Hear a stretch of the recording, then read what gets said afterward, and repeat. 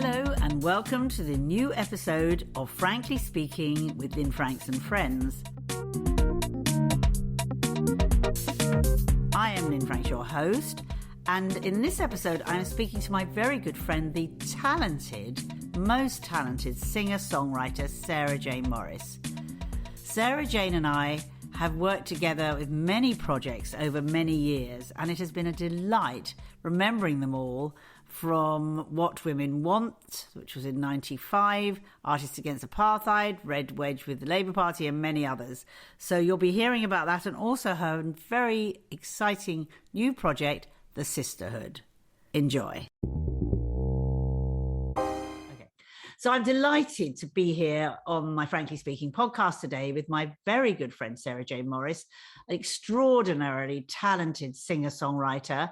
And we've been friends for a long time. So welcome, Sarah Jane. How long have we been friends? I think we met in probably about 1984.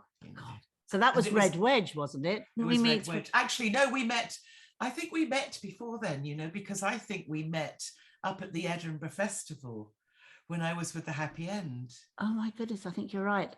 I mean, this is the thing, that my memory is so bad, and I'm talking to friends like you that I've known for so long and so well, and we've come in and out of each other's lives, but mostly in so many years. And I think, my goodness, Edinburgh Festival in the 80s, early 80s. Yeah, and then, of course, we reunited through Red Wedge. Red Wedge, and we'll talk a little bit about Red Wedge in a minute, which was a very interesting concept, actually, at the time, and could still be an interesting concept, which was a group of musicians who came together with the Labour Party at the time, who cared passionately about having a change in the world, and went on tour, and you were very much part of that, not only talking about how they felt about society, but also how, using your music as a way to communicate. Absolutely, and trying to get the young people to be interested in yes, because at that time, young people were not voting. I'm not sure how interested they are now, really, because it's time to bring the Red Wedge back. So that was yourselves, Jimmy Somerville, Billy Bragg, Paul Weller, Junior, Madness got involved, Lorna G, the wonderful Rhoda Dakar was involved from amazing group of people.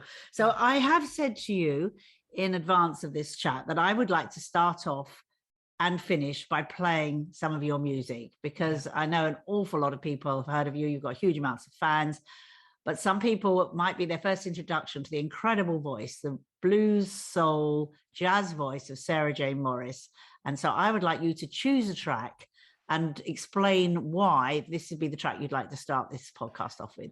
Okay, I would love to introduce a new audience to my music through this song that I wrote for my mother in the last stages of her life. She was a glass half full woman. Her name was Joy. She was born in Somerset, and she had such positivity, even though she had an incredibly difficult life. I have 6 brothers. We didn't have much money. It was a very trying time. Her whole life was trying to her, but yet she smiled always. And this song is about being connected to those that you love, wherever they are, whether they be dead or alive. It's called Feel the Love. Beautiful. Thank you. Feel the Love by Sarah Jane Morris.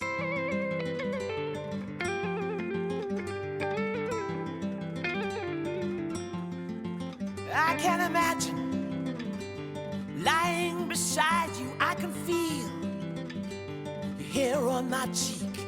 Can you feel the love that's between us? Can you feel it? I'm not so worried now if I never see you again. You see, the thing is, no matter how far, we're always linked through space and time. You're in my memory, part of your history. You're in my memory. Can you feel the love?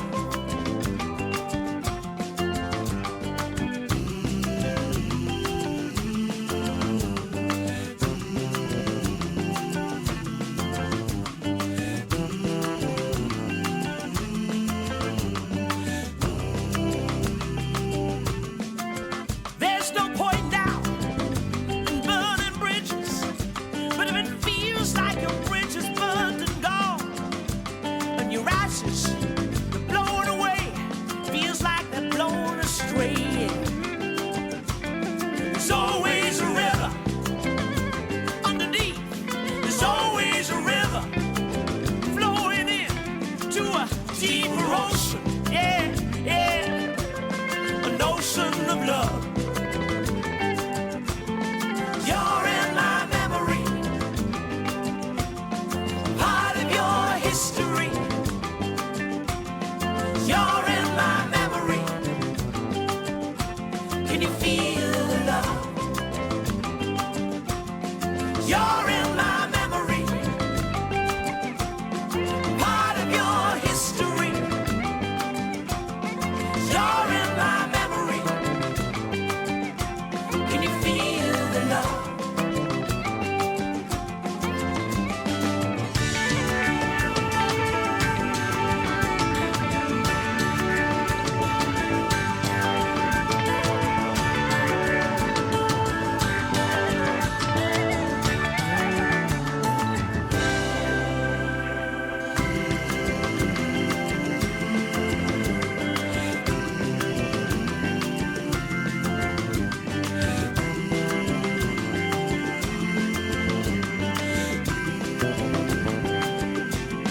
You're in my memory,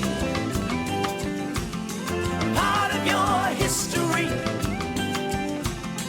You're in my memory. Can you feel the love? You're in my memory. Can you feel it? Part of your history. You're in my memory. Can you feel it? Can you feel the love? Can you feel the love? You're in my memory. Part of your history. You're in my memory. Can you feel the love?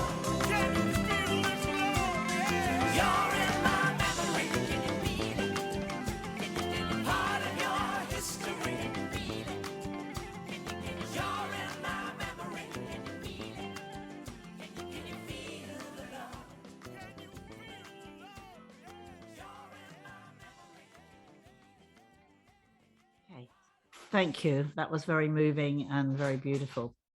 So we were talking just earlier about Red Wedge, and your whole story's been incredible. So Happy End was the first band that you were in? No, the first band was the Republic, and the Republic was an African Caribbean Latin band, and I got involved with that.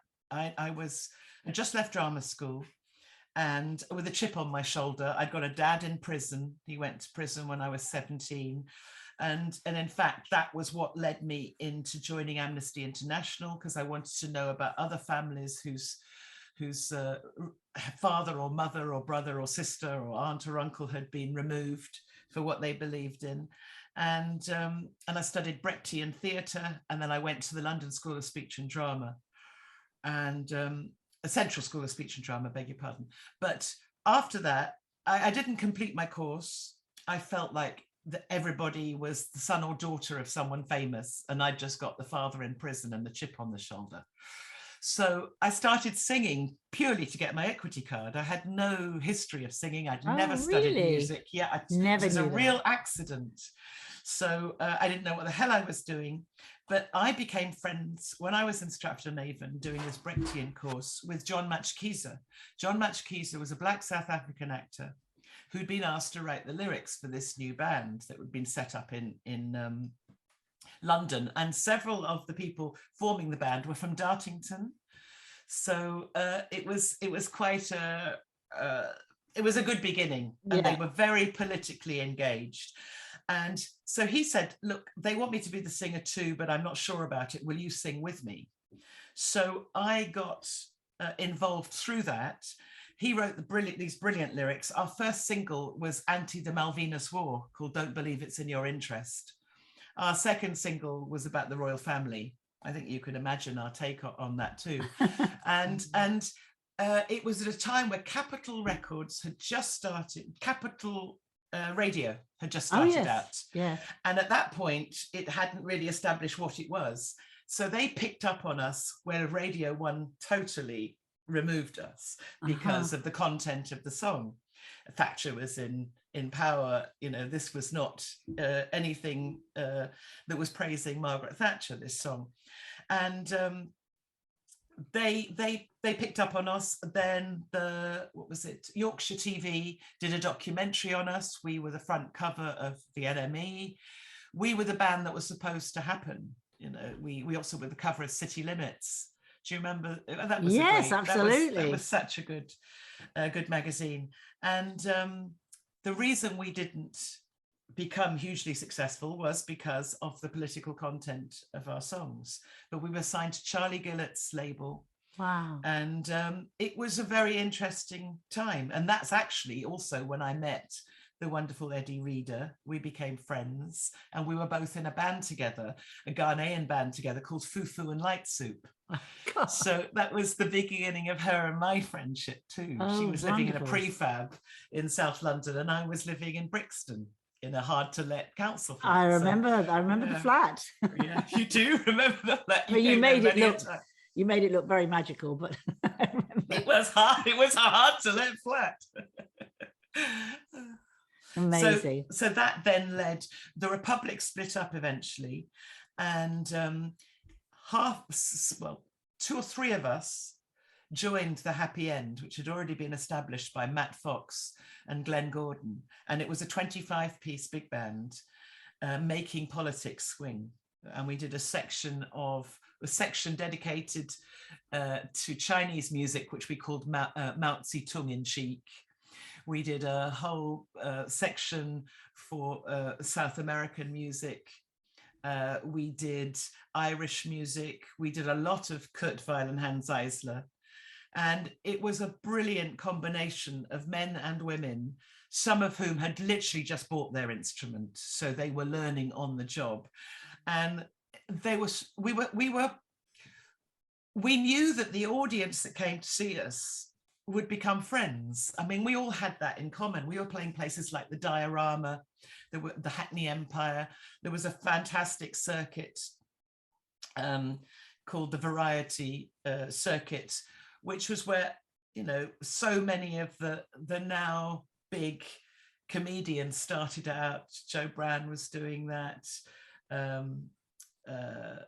Mark Steele, all of these people came out of this circuit yes. too. And where is it all now? That's what I want to know. Oh gosh, we so need it now. We so need it now. Yeah. I've forgotten my thread. I've forgotten where the hell I went to with that, darling. No. I mean, it's just thinking about all these talented young people who have got a story to say, and they've got a point of view and a statement, and we need it. We need that creativity and that culture and that music back in society, but making making a statement. So that's where we're at. So I saw Happy End. I saw you perform at a number of places at that point. And as I said earlier, we were working together with Red Wage with a number of musicians in the Labour Party, touring the country. I was doing the PR.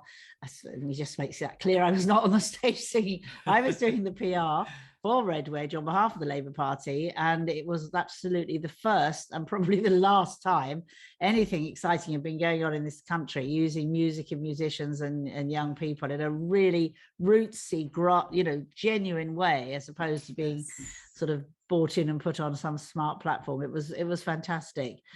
And by then you had in fact become a singer-songwriter. You'd gone from the acting to that stage, and would it have been about then that you got together with Bronski Beat? What year was that? So what happened was with the Happy End, we got very involved with the miners' strike, and Matt met up with a Kent miner's wife who had written these brilliant lyrics, and he did an amazing arrangement, and we recorded it and became the anthem for the miners' strike, Coal Not Dole.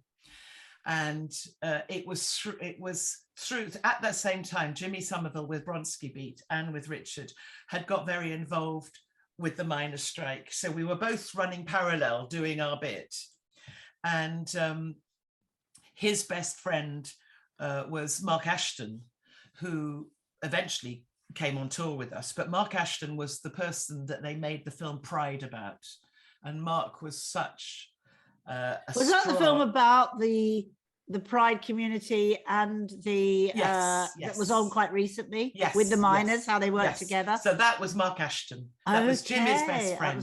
That was such a great film. It was a fantastic film, and actually they captured him really well. Yeah, and he was such a dynamic man, and he died very early of AIDS. Oh. And you know, we need the Mark Ashtons of this world. That's what we need. He was such a revolutionary, and he was very involved with Gaze the Word Bookshop.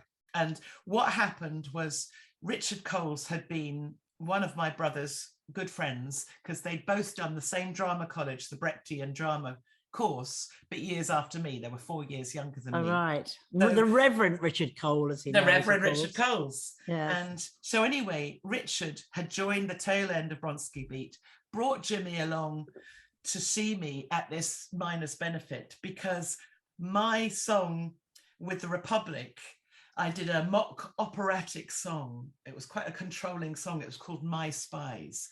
And I sang a sort of, my spies are in position round your house. So I was singing like that, but it was with this Middle Eastern dance beat. And it became very big in the gay clubs. So Jimmy was convinced I was a man singing this. And Richard said, no, you got to come and meet her. She isn't. And that's how we met at this miners' benefit. And we then decided to do something together. And I was living in Brixton. Gaze the Word Bookshop were doing a big benefit at the Fridge across the road to me, which I'd opened with the Happy End. And so we decided to do something together. And what we decided to do, because he was busy promoting his first single, he and Jimmy, they had no time. It was before mobile phones and things like that. And I remember ringing him up and saying, I know we're going to do something together, but I kind of need a little bit more than 5 minutes notice about what it's going to be. Can I make a suggestion? So I suggested that we duetted Billie Holiday's Lover Man, because he and I sort of singing about the same man, I thought would be quite camp and funny. Yeah. So they said yes to this. I sent the music to Richard, but the first time we ever did it was on stage in front of 1,000 wonderfully camp gay men and the record company London Records. And Jimmy and I because we didn't know the lyrics, we were passing the page back forwards, but we were very camp. And the audience went crazy, and the record company saw that this was the potential, something. Yeah. And suddenly I was asked to go to America to record the album with them. It happened very, very quickly. I'd never been, I think I'd once been abroad. Yeah, I had. In the very beginning of my career, I moved to Italy, and I joined an Italian rock band. They wanted an English Janis Joplin. So and of course, which is still your huge market. Yes, so many thousands of fans in Italy. Yeah, thank goodness for Italy. Yeah, thank goodness for Italy. Anyway, but so I'd only got that one, the cardboard passport, the 1 year passport, because I'd never been properly abroad, and so this was really exciting to find us. And Mark Ashton came too, and that's when I started my friendship with him. But that's how Jimmy and I met. And then what year would have been that? That was also the 80s. So that was 85. 85. And of course, the track that then became an enormous hit and stayed in 86. We were number, I think 8 weeks we were number one. Yeah. Don't Leave Me This Way. Yeah. Which I'm sure most people listening to this will remember well. So fabulous. And I saw that you posted not long ago a reunion with Jimmy somewhere. I can't remember where it was. Well, you sang it again. What happens is now each year we get together a couple of times. Since he's now 60, and this started when he was 50, so 10 years. We've been getting together to do these 80s rewind festivals and Let's Rock festivals. He now headlines them usually, and I come on as this sort of bit of energy and fire for that song. So, and he had a flat top back in 1986 when we made that video. And so being now a bald-headed red man, it doesn't look any different. He is the same size, he cycles, he's still the vegetarian. There's really nothing that's changed. Amazing. He's Peter Pan. Oh. So up on stage, I'm someone who needs 2 new knees, but the adrenaline kicks in and I do all the dancing I ever did with him. I almost need 2 people to help me walk afterwards. But the adrenaline takes me back to 1986. God, I remember even when you were in Happy End and you're dancing as you were singing and stamping on the floor, and you always had these big shoes. Yes. I mean, God knows what you did with your knees, but I mean, you and Jimmy Somerville, that was wonderful. And of course, then I asked you to get, we were friends by then, and then I asked you to get involved with Catherine Hamnett's show, where you performed that song. I performed and she designed me a dress. So I did her first catwalk show, thanks to you. Yes, and she did this beautiful at the Natural History Museum.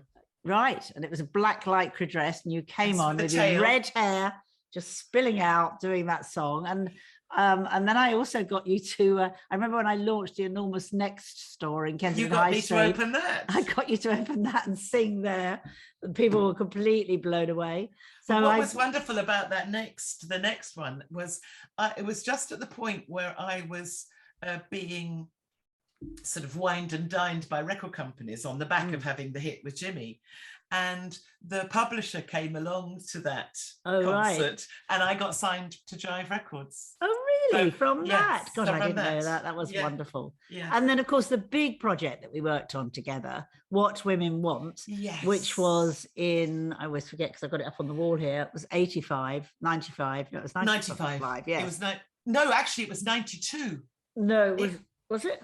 No, 95. No, it was 95. Because Otis was a baby. So that's right. So because I've got this wonderful picture of you with Otis in your arms when he was a baby, your son, and Sinead O'Connor, bless her, and Chrissy Hine and Glenys Kinnock and me standing there outside the festival hall, which I took over the whole South Bank, my sort of passion and naivety to put on the first big women's festival ever in the country, since suffragettes, What Women Want. And we had workshops and seminars over a period of 2 days over the whole of the South Bank, talking about women and their lives from sexuality through to how to use the internet, which we just started doing then, to women of the diaspora, all sorts of things. And then ended with this fantastic concert on the Saturday night. It was amazing. It was amazing. And with your Jo friend Brand. Janet Street Porter, she filmed it. She filmed it, yes. And Janet and Jo Brand presented it. Yes. And it started with Sinead singing her Universal Mother album. Yes. And Jermaine Greer coming on and doing the speech that Sinead had used for her album from Jermaine, and they'd never met at that point. Jermaine didn't really know what she was doing there. And the speeches, it's always started off, I can never remember the whole thing. The opposite of patriarchy is not matriarchy, but fraternity. And that's how the whole concert started. Boom, boom, boom, boom, boom, boom. And then Sinead came on. And of course, yourself and Zap Mama, who are fantastic. Oh, wonderful. Wonderful band from Belgium of people from the Republic of Congo. The whole Angelina Angelique. Angelique Kidjo. Oh yes, wonderful. That's right. I'd forgotten she was there too. Yeah, I mean, what a lineup. And we went way over time. Yes. And those lovely ladies that sort of run the kind of the letting you in and out of the festival hall were sort of bopping away as well. And the whole audience of women and men of all ages were dancing away. And I think it didn't finish till after midnight. I remember being on the stage and giving thanks to the goddess for getting us all there. And we had Irish nuns. We had didn't we? And we had the wonderful Irish. We had a big influence of Irish singers, sacred singers. It was just amazing. The whole event was amazing. So that was great fun, and we tried to do it again 15 years later, and it didn't quite happen. Well, if you recall, we were going to do it at the Union Chapel, and the reason why we couldn't do it in the end, because we got quite far along the lines of doing that again. They closed the chapel down. Well, they got themselves a new pastor who refused to let alcohol be sold in the church. Yes. And it made it financially impossible for us to be able to do it. Yes, that's right. But I also must mention Noreen Nurian, who is the sort of the Irish sacred singer, who was also on that stage with us that night, bringing in the prayers, and the Brigidine sisters. It's incredible. So However, it was an inspiration for WOW, Women of the World, which subsequently launched at the South Bank and is still going, with Jude Kelly running it, and is brilliant. So I feel we were there planting the seeds in that year when we did it. Yes, and darling. yeah, it was amazing. And then your career has evolved, of course. As I said, you've got a huge following in Italy. You were traveling a lot, and then of course the pandemic came. I mean, there was a lot of I should also mention Ronnie Scott's as well, because you've been a major. I've been headlining there for 27 years, which is incredible in itself for a British woman jazz singer, other than Cleo Lane. But to be doing that, I give you huge kudos for that and respect. So tell me where you are now. That's where it took me a long time, Lynne, to become a good songwriter, because in a way I had to start off where I'd left off, which was as an A-level student writing poetry. And after I left Jive Records and I had one of my singles banned by Radio 1, I did a cover of Billy Paul's Me and Mrs. Jones. I love you singing Me and Mrs. Jones.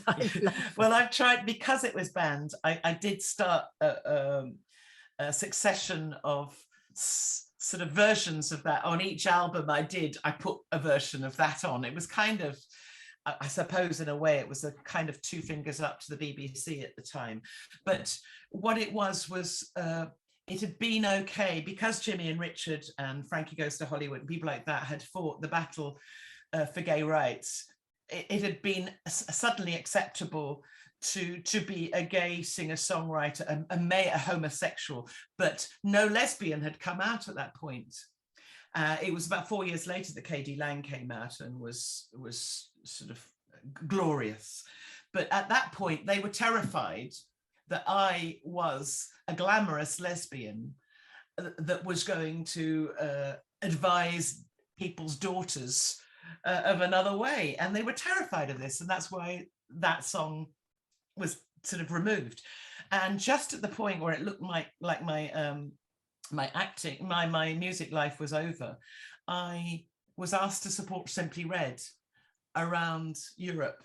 And that's kind of what got me my audience, because my music wasn't too dissimilar from him. I was also a redhead. Red, exactly. Redhead. And Italy was his biggest market. And they treated me not like a support artist, but as a main artist. And that year I got the freedom of the city of Verona. I started headlining myself, and that's what really established me in Italy. And then the year after, I got asked to take part in the Sanremo Song Festival, which takes Italian song, which is usually incredibly melodic. They usually collaborate with international artists, with an orchestra, and then the country votes for it. And I collaborated by co-writing a song with an Italian artist called Riccardo Cocciante, who went on to write the musical Notre Dame. Oh. But we won. And funnily enough, Grace Jones was there, and Grace Jones was singing with a band called Pooh.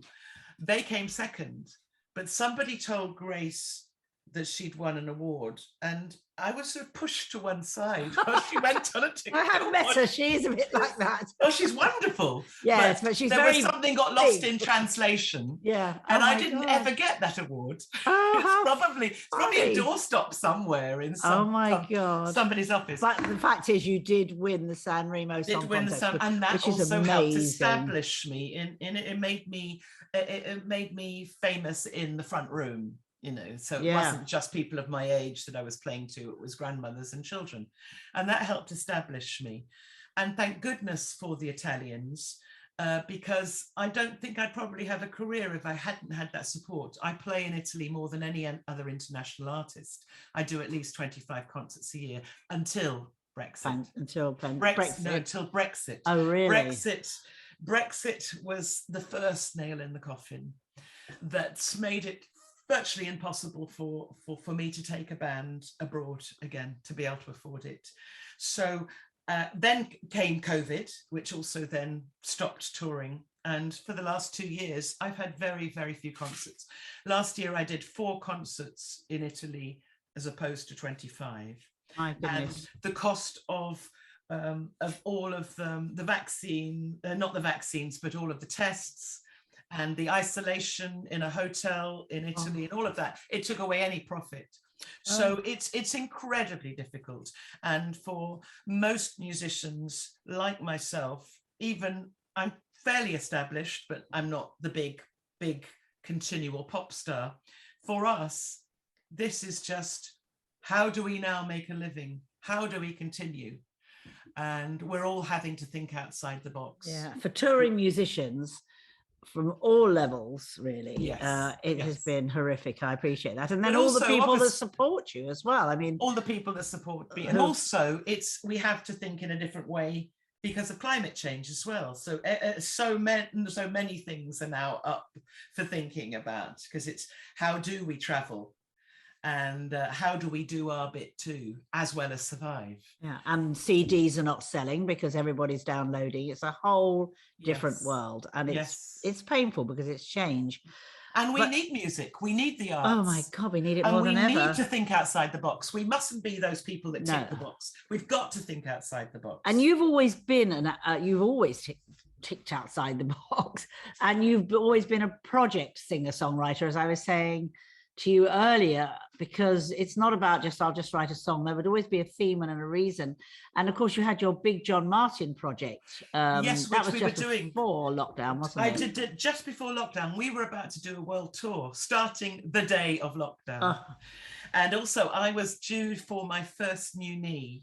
So I was in hospital having the pre-op. I'd taken off 6 weeks for the recovery, to be told by the nurse that actually you couldn't fly for 3 months. I knew that all the tour had been booked flight-wise and the band. So I cancelled the knee operation, and then of course lockdown happened and the tour never happened. We turned this into a show. It was a really, John Martin died age 60. I had turned 60.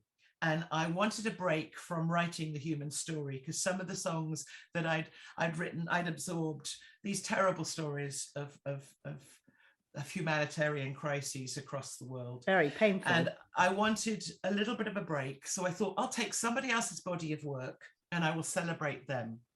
So I knew he was a very complicated man, and I knew a little about his history, not as much as I then found out by properly researching it. But Tony, my amazing guitarist, Tony Remy, who's my left-hand, right-hand man, I had to have an amazing guitarist touch the work of John Martin, because he wasn't just a songwriter, he was an amazing guitarist, an innovative one. And so we chose 12 songs of John's, we claimed them, we changed them, I even rewrote some of the lyrics. And we made this wonderful album, including some of the musicians from the Communards, including the wonderful Jason Rebello, who's from near Bath. And I did a benefit with Mark Thomas. I did it was a comedian's benefit, but it was to raise money. I can't actually remember what the cause was, but we were talking backstage. He told me how much he loved jazz. We'd been friends for years. And I said, because I'd seen so many of his shows at the Edinburgh Festival, I said, I don't suppose you fancy helping me turn this into a theatre show. He jumped at the chance. We then went around the country with my brother Rod filming, friends, family, and musicians that work with John, getting their story and turning it into part of the show. Which I saw. Which I saw it in London. It was absolutely brilliant. Yes, it was great. And you learn a little bit more about him and the complication. And what I also explore and celebrate is Beverly Kuttner, who was his first wife, who he wrote a great deal with, and often she wasn't credited for these songs. And one of the songs I had been singing for years, and probably it was the first John Martin song I'd ever recorded back in 1997. I'd always presumed that he'd written it in the time of the Vietnam War as a peace song.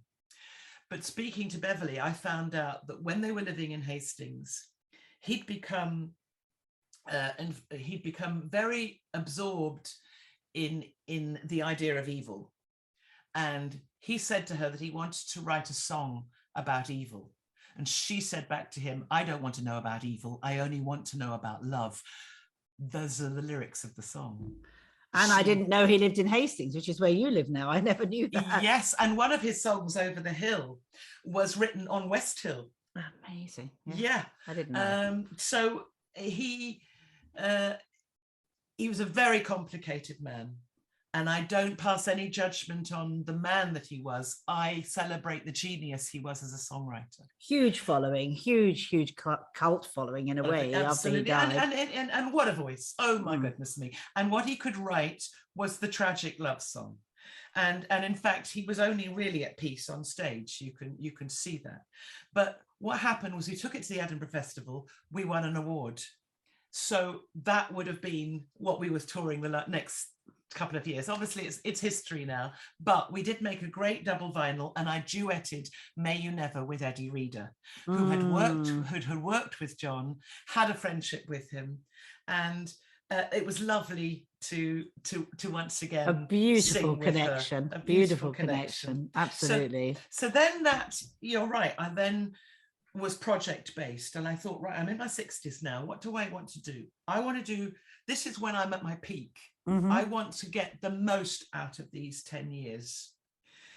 And I want there I have to tell you, life doesn't stop at 70. No, I know. I'm just wondering what happens to the voice at 70. Well, at the moment, and with a bit of luck, because for most of the artists that I followed and loved, their voice gets lower and lower. Yeah. I've already got the baritone voice. So I'm just going to disappear off the level. But what I wanted to do was do a different project each year if I could. But what happened was last Christmas, we're in another lockdown. And what do? I don't have a television. My husband and I read to each other a great deal. And I just suddenly thought, I don't want to write about Brexit. I don't want to write about COVID. And I haven't yet come up with the perfect angle to write about climate change. So what do I do that is going to keep us sane over these months? So I thought, actually, I'd love to celebrate the female singer-songwriters that paved the way for somebody like me to even be able to do this. And then some of them aren't properly in the history books as they should be, because they made such a mark on musical history. And it was very difficult to choose 10 out of all of the women. And this is the sisterhood. This is called the sisterhood. Yeah. So what happened was I asked Mark if he minded the two of us sort of doing a project together. It was really just to get us through the lockdown. That's how it started. And I ordered biographies, autobiographies, once I'd made the list of 10. And we watched so many DVDs and listened to music all the way through while I read to him, and we both made notes. And we fell in love with each and every one of these singers in a way that I already love their music, but their journeys were amazing. And can you tell us who they are? Yes. Of course you can. So Bessie Smith, Billie Holiday, Nina Simone, Miriam Makeba, Aretha Franklin, Janis Joplin, Joni Mitchell, Ricky Lee Jones, Annie Lennox, and Kate Bush. Wow. What an amazing, amazing group of genius. And they wouldn't women. be everyone's choice, but they were mine. And my life links and is like a snake all the way through their lives too. Some of them I got to know, some of them I even worked with, but on the whole, they inspired me. And so we wrote there incredibly respectfully. We did so much research. We didn't want to go into the gossip side of any of their lives, because there was plenty of that. We wanted to show what journey they'd had and who they were. So we write their life story in a beautiful song format. Then Tony, once lockdown was over, Tony came down to stay, because we've got an Airbnb room. And he came and stayed. He set up on the same sofa that Mark was on. He set up his laptop. In the first lockdown, he'd learned how to use Logic, which is a recording device, on his laptop.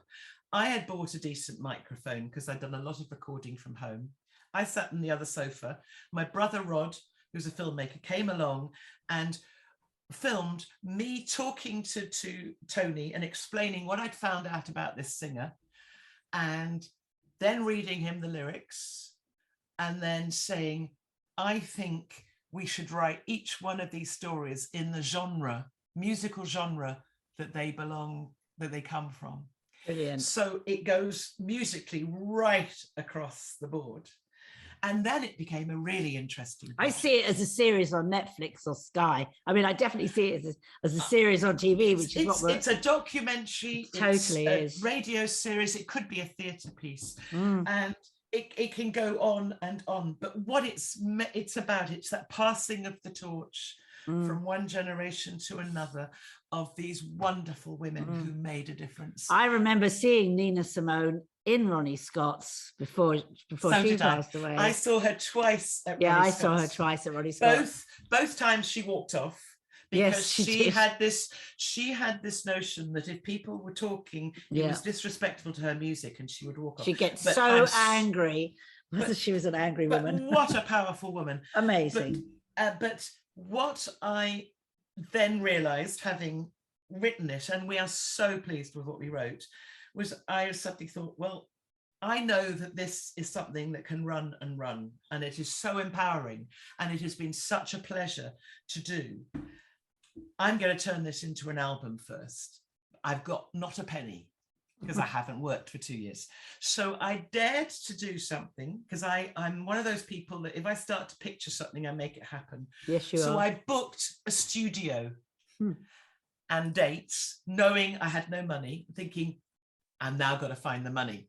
So what I did was, because I've got no training, I thought, what can I offer that people are going to want to pay a little bit more than they would normally pay for to take part in, but yet I've never trained as a singer. So I can't offer them the normal singing lessons, whatever. So I put together a package that I thought would interest people, but I wasn't sure if it was going to work. I found a location, a wonderful, it was a converted bank. A friend of mine had her studio there. So I paid her for that. Mark did all of the cooking. We did a vegan lunch and evening meal with all of my friends that did Airbnb. I booked all of their rooms. This was in Hastings, was it? This is in Hastings and St Leonard's, where I am. And I put, for 1 hour, I put up on Facebook an advert for 14 singers or people that would like to sing to come and take part in this weekend, where I would teach them the 3-part harmonies to 4 of my songs that they would then sing at Ronnie Scott's with me last week. And you did that, and you've called them the Morris Singers. I've called them the Morris Singers. Yes. But it was a wonderfully empowering weekend. Some of the people I knew, one was my Pilates teacher, another was my yoga teacher that I'd met on a retreat when I came down to Somerset to do a retreat. They were, somebody came from Manchester, Exeter, you name it, they traveled, and they didn't know each other. One was a barrister. Anyway, they were really interesting people. Some of them had never sung before, but it was a good feeling. The food was great, the weekend was great, and then they came and sung with me last weekend. Wonderful. So I delivered, but it paid for the studio. Amazing. Then, because I'd been doing Airbnb all last year in our spare room, we do a great breakfast, and because I trained to be an interior designer for a short while, Mark has allowed me to do that in our converted shop. Style. I love what you're doing. I can thank you, see it in this Zoom. I mean, it's incredible mixture. So I love that clashing of colours. Yeah. Anyway, we had such lovely guests in the time that you were allowed to. I kept all of that money aside, even though we kind of needed it to live on. I knew I was going to need it for this project. That paid for my 4 musicians to come and do the recording. John Martin's sister, who became part of our project on him, is the most glorious woman. And she's really been very supportive. And her 2 sons, who have a band called Grace and Danger, which is the title of one of his albums, John's albums, I've been trying to help establish them and sort of nurture them. She had us each night because I found the accommodation for the band because I couldn't afford to take them out for a meal. She had us over and cooked us supper every evening of the recording session as her input into making this album Wonderful. happen. And the whole project has been received in this good way. But now I've got to find the money to have, I want to have the strings, and Enrico Malozzi, that I did an album with 14 cellos. He is a wonderful string arranger. I want him to arrange the strings on Nina Simone's song and the Joni Mitchell song. I need brass, I need percussion, I need keyboards, and it's a different keyboard player for each.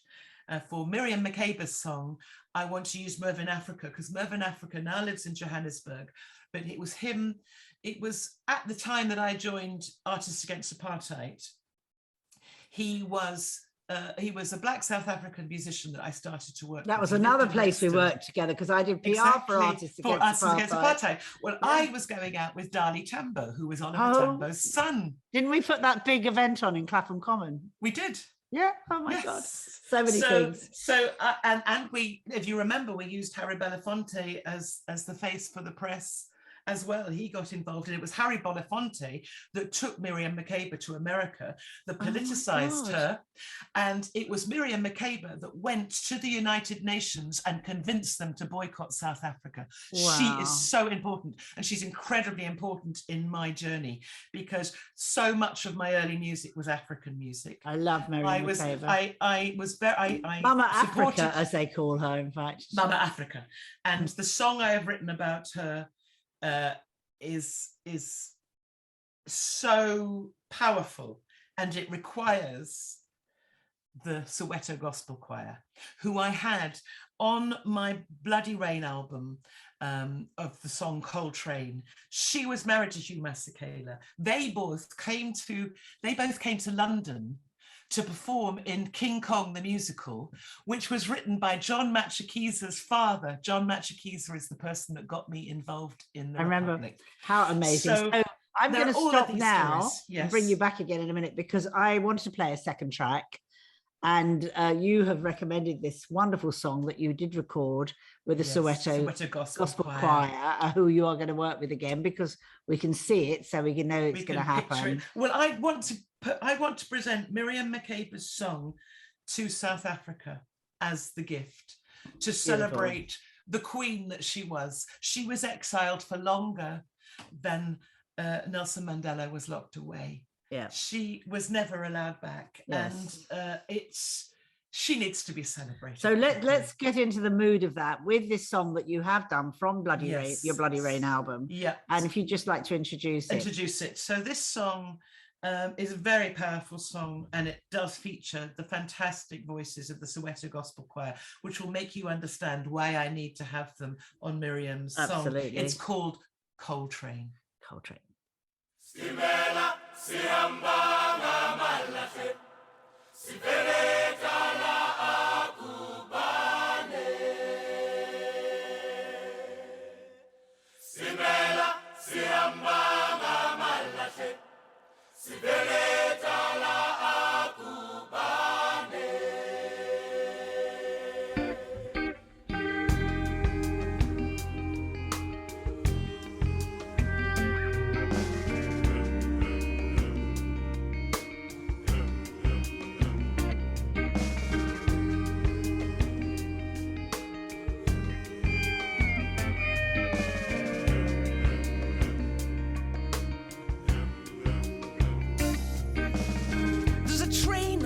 from Namibia and Malawi. There's a train that comes from Zambia and Zimbabwe. And there's a train that comes from Angola and Mozambique. From Lesotho, from Botswana, from Swaziland. From all the hinterlands of southern and central Africa. And this train carries young and old African men who are conscripted to come and work on contract in the gold and the mineral mines of Johannesburg and its surrounding metropoli. 16 hours or more a day for almost no pay.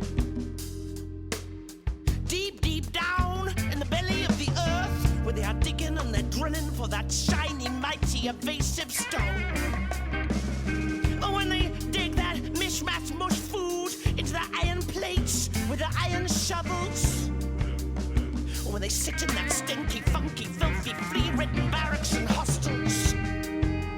They think about their loved ones. They think about the loved ones they may never see again.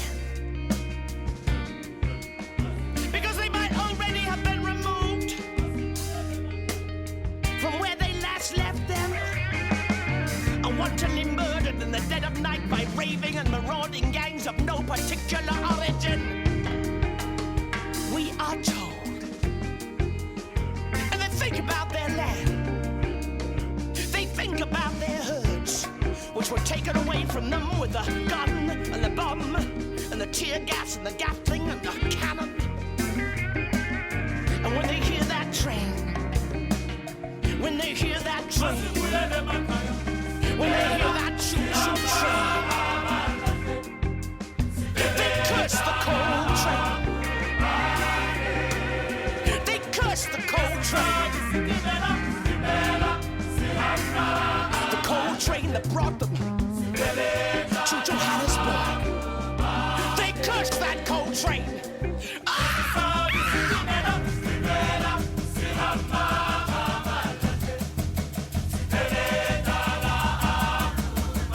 They cursed that coal train.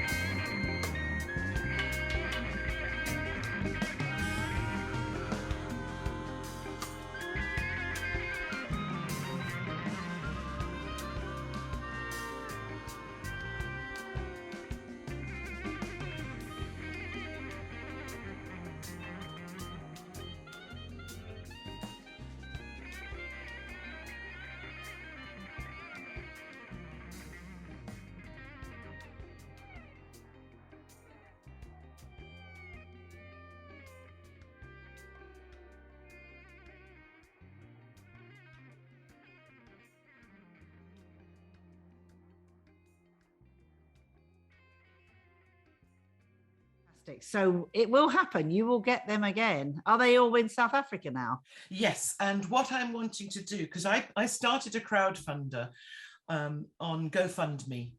And for that, I wanted to raise the money for the Soweto Gospel Choir, but also to pay for my brother. I've never been to South Africa. I spent £1,000 more on my contract with Jive Records to make sure I didn't sell in South Africa during apartheid.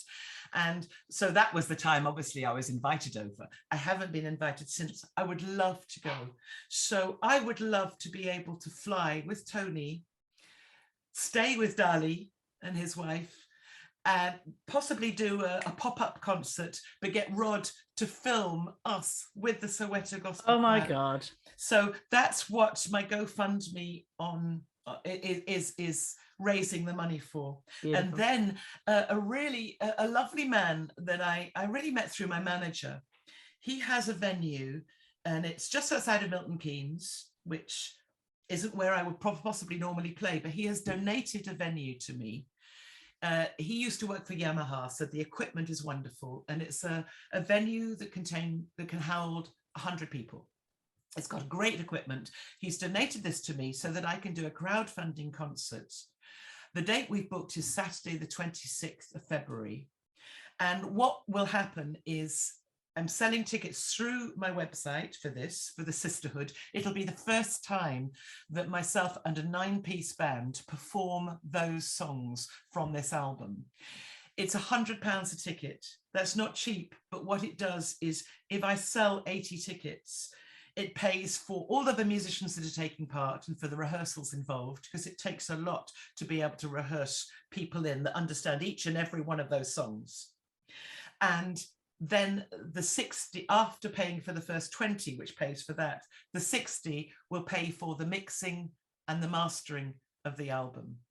So I'm really needing, even if people feel they'd like to be part of this project, but don't feel that they can travel to Milton Keynes or near Milton Keynes, they could buy a ticket for someone, or they could just buy it so that it helps that happen, because I need to sell all 80 of those tickets. Right. Well, we're going to have all the details of how to apply for these tickets on the various paperwork that goes out with this podcast. So if I can get to Milton Keynes, I will. I can tell you, I know it's going to be an incredible event.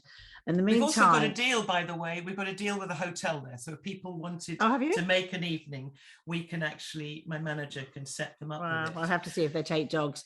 But anyway, on my GoFundMe, can I just say, Lynn, on my GoFundMe, what I'm offering is, because my husband is an artist, we're offering original pen and ink drawings framed of Annie Lennox or Aretha Franklin.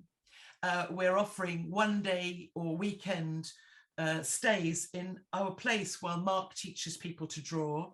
We're offering a private concert in our home. Mark's an amazing cook. They stay the night, we talk, we do a private concert. We're offering all of these different options for people to take part. It just sounds so good. It sounds so good. And I'm sincerely holding the vision of you coming and doing something here later this year at the Seed Hub, where we could also do a bit of fundraising as well and spread the story. So it's such an amazing time. So thank you so much. Well, thank you, because you've been an inspiration to me, my dear friend. Just talking with you. Thank you, Sarah. Thank you very much, Sarah Jane, for saying that. But it's interesting, as we've had this talk, remembering all the times that our careers have come together, whether it's Artists Against Apartheid, Red Wedge, What Women Want. It's been an amazing journey to be on with you. And also 1 billion women rising. Oh my God, thank you for reminding me.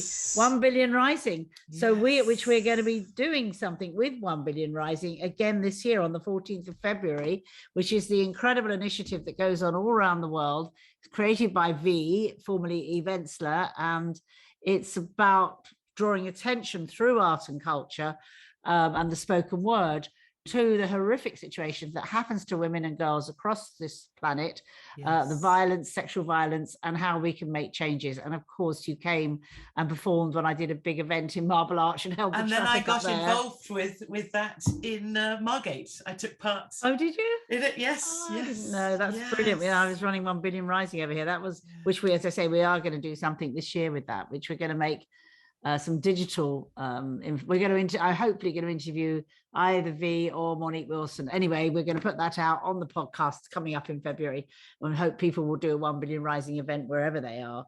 So, wow, what a story. It's just incredible. I know we can go on and will. One last thing I want to ask you, which I'm asking all my guests on this series, is about the future. We know we're going through a period of change. It has been a difficult, challenging time for artists, musicians like yourself, for everybody really, and we have to use this time to create a new future for the young generation that are coming through, because as tough as it's been for everybody, I think the youth really are suffering the most. Suffered. And they really have, and they are not having, and they're not going to grow into the sort of amazing life of all possibilities as we had. Not with the restrictions that we've got. No. So if I could ask you one idea for the vision of the future, what would you say? I think one of the most important things for our survival is community. And I think the more that we share and barter and help and be aware of who our neighbours are, and if we very much we buy all of our food from local shops, and we try and support each other. And I love being part of this community here in St Leonard's. I'm sure it's similar to the community that you've got there, but there's a big worldwide community that we can connect with each other through the internet. And it's about constantly putting out that positive and connecting. Yeah, that's beautiful. And that is exactly, of course, what we do believe at Seed, through our Seed network of amazing women who are networked in Wincanton, but beyond, across the country and to a certain extent internationally. And that's exactly what I believe. So let's keep talking, keep dreaming, and make those dreams come alive. Thank you very, very much. Talking to Sarah Jane reminds me of how much live music we have missed of our favourite artists over the lockdown period. So I would suggest, as an exercise, that you have a look at what is playing near you, what music is on, who and where are the artists, the musicians that you love and that you would like to go and be inspired by. So may I suggest that a Seed exercise to go with this wonderful podcast is finding a live event, whether it's in your local park, whether it's in the local pub, or it's a fantastic concert put on at a venue near you, and go and enjoy and remember the importance of live music in your life. Thank you so much for listening and indeed taking part in this great podcast with Sarah Jane Morris, listening to all her ideas and the many times that she and I have worked together on causes we really believe in over the years. Remember, we're going to be putting up episodes every 2 weeks with Lynne Franks and Friends, and we hope you will come back to us again. If you like what you hear and want to learn more practical methods to help you plant the seeds in your own empowerment journey, then please do subscribe to this podcast, rate and review it. Also, you might want to join our Seed network, our Seed tribe, if you haven't already. And together with thousands of like-minded women, you can make friends, promote your businesses, share your stories, share your dreams and ideas, and work together to make them come true. Visit seednetwork.com to find out more. And until then, I'll see you next time on Frankly Speaking with Lynne Franks and Friends. Bye.